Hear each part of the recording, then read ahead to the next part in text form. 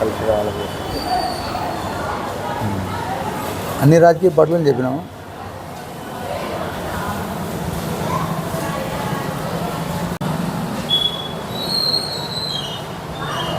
పిలుపు మన పర్సనల్గా పిలుద్దాంలే, అయితే ఏమవుతుంది.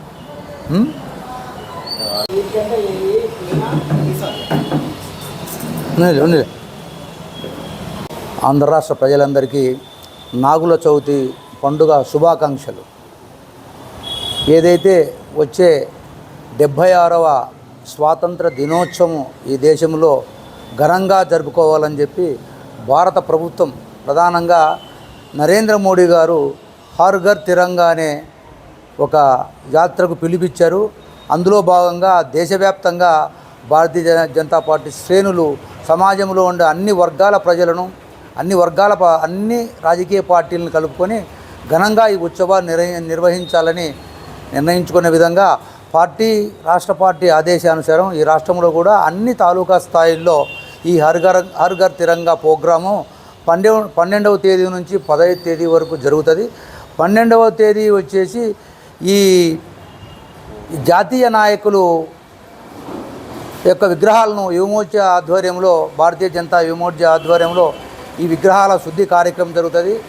తర్వాత నెక్స్ట్ 13వ తేదీ మనము ఎక్కడైతే ఈ 13వ తేదీ సమాజంలో అన్ని వర్గాల ప్రజలను, స్కూల్ పిల్లలను కలుపుకొని జాతీయ పతాకాలు బట్టి బజారులో, వీధుల్లో ఈ తిరంగా జెండాను ఎగరవేసుకుంటూ భరతమాతను కొనియాడుతూ పోయే కార్యక్రమం.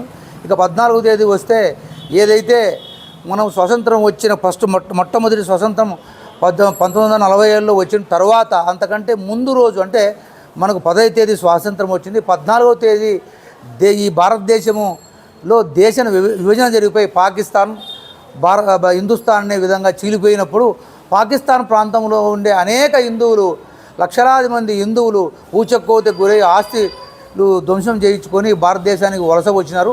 అటువంటి విషయాలు భావితరాల ప్రజలకు తెలాలనే ఉద్దేశంతో భారతీయ జనతా పార్టీ 14వ తేదీని స్మరణ దినోత్సవంగా పెట్టుకుంది. అందులో కార్యక్రమంగా ఒక మేధావులు, తర్వాత కాలేజీ పిల్లలతో ఈ కార్యక్రమాన్ని నిర్వహించి ఈ యొక్క దేశ విభజనప్పుడు జరిగిన చారిత్రాత్మక సంఘటనలు, తర్వాత నాటి ఘోర సన్నివేశాలను ఒకసారి ప్రజలకు మననం చేయాలని చెప్పి పార్టీ నిర్ణయించింది. తర్వాత 15వ తేదీ ప్రతి ఒక్కరూ కూడా ఈ భారతీయ జనతా పార్టీ ఆధ్వర్యంలో, తర్వాత వివిధ కుల సంఘాలు, వివిధ రాజకీయ పార్టీలు ఎక్కడైనా ఈ జాతీయ జెండా ఎగిరేస్తే జాతీయ జెండాలో కార్యక్రమంలో పాల్గొనాలని చెప్పి ఈ హర్ ఘర్ తిరంగా ప్రోగ్రాం యొక్క ముఖ్య ఉద్దేశము. అందులో భాగంగానే ఈరోజు పత్రికా సమావేశం ఏర్పాటు చేశాం. కాబట్టి భారతీయ జనతాకు సంబంధించిన నాయకులు, తర్వాత కార్యకర్తలు, సమాజంలో ఉండే వివిధ వర్గాల ప్రజలు అందరూ కూడా ఈ కార్యక్రమం 3 రోజుల కార్యక్రమంలో పాల్గొని ఈ 76వ స్వాతంత్ర దినోత్సవాన్ని అతి ఘనంగా జరుపుకోవాలని చెప్పి మేము పిలిపిస్తున్నాం.